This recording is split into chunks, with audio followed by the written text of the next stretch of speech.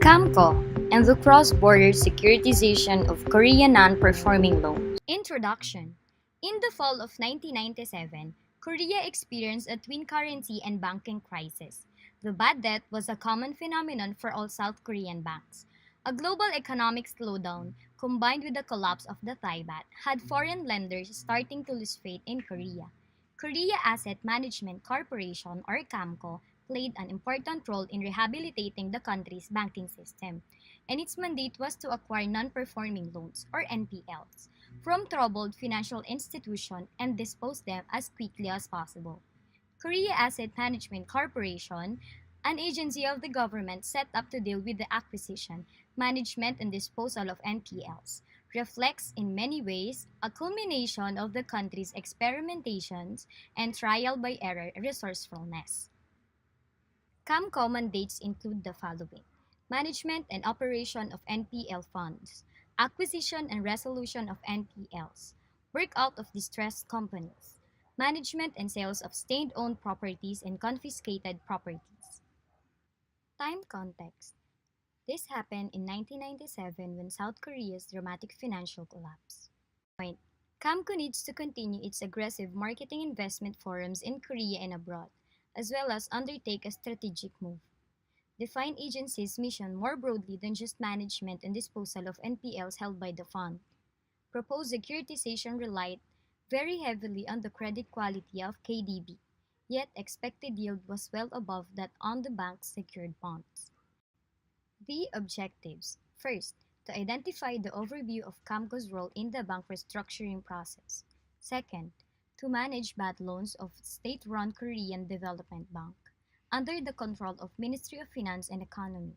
Purchase distressed assets from banks and other financial institutions with public fund. Lastly, it aims to raise stability and efficiency of financial industry and to increase international competitiveness. Statement of the problem.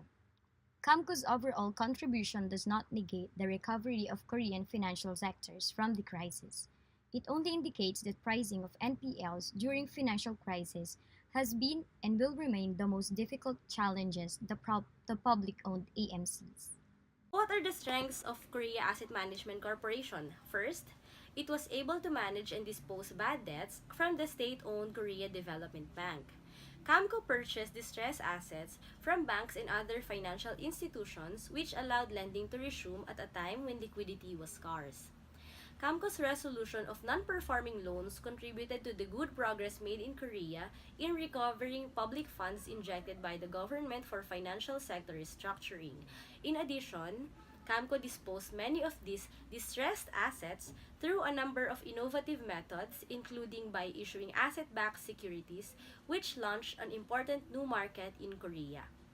Second, KAMCO was able to provide fee-based services to private banks. Third, KAMCO was able to maintain a staff of only a few hundred and a relatively small balance sheet. And lastly, KAMCO was able to operate independently despite its political ownership. So what are the weaknesses faced by KAMCO? First, because of the 1990-17 collapse, the agency began to cut off credit lines and stop rolling over outstanding loans, resulting to a currency slump, with the won dropping from around $900 to almost $2,000, compounding the problems for banks highly exposed to exchange rate risk. Second, KAMCO had assumed and analyzed the assets. The approach was replaced by standardized formula that set the purchase price for defaulted loans not subject to a restructuring agreement at 45% of any unpledged collateral value for secured loans and 3% of par for unsecured obligations. So here are the opportunities of KAMCO. First, expedite efficient disposal of non-performing loans for the betterment of liquidity and soundness of financial institutions. Second, KAMCO was able to contribute to the development of the national economy and financial institutions, maximizes government revenue by efficiently managing national general properties. And third, they are the one who can help the government in resolving the US savings and loan crisis during the 1990s. These are the threats of KAMCO. First, Secured loans undergoing court restructuring were sold at 45% only of face value, with the price later adjusted to reflect expected cash flows once a final settlement was reached. Second, payments were made initially with a mix of cash and fund bonds, and then entirely in the form of bonds after February 1998. Third, the agency had selectively sold off its most attractive assets and that future rated could be much lower. And lastly, there has been some outlays on the assets of investment trust companies that had pushed the fund's cash reserves below Korean won 5 trillion. Alternative course of action of KAMCO. Plan number 1. Devise a framework that is transparent and fair auction and bidding inviting various types of investors. The advantage of this expected recovery of values from NPLs can be maximized. The disadvantage is if expected recovery of values from NPLs did not meet and cannot be maximized as well in what they need. Plan number 2. Outright sales.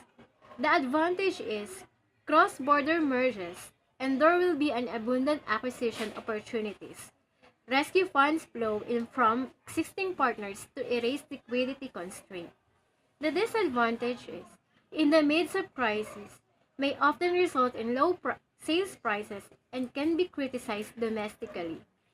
Plan number 3. Hanging on to assets. The advantage is may expect for better market. The disadvantage is may end up in deteriorated asset values in months. Plan number 4.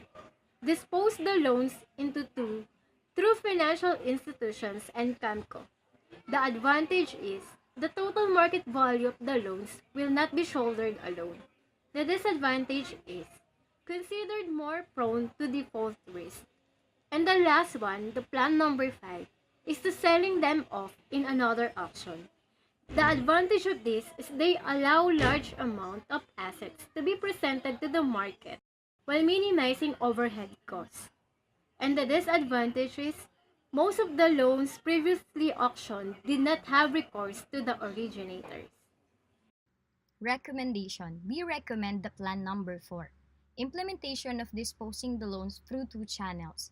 First, the financial institution by either selling off collateral or calling in loans, and the second through KAMCO, that they will purchase the remaining half. This strategy is proven effective. KAMCO's role in resolving the NPLs of the financial system in Korea.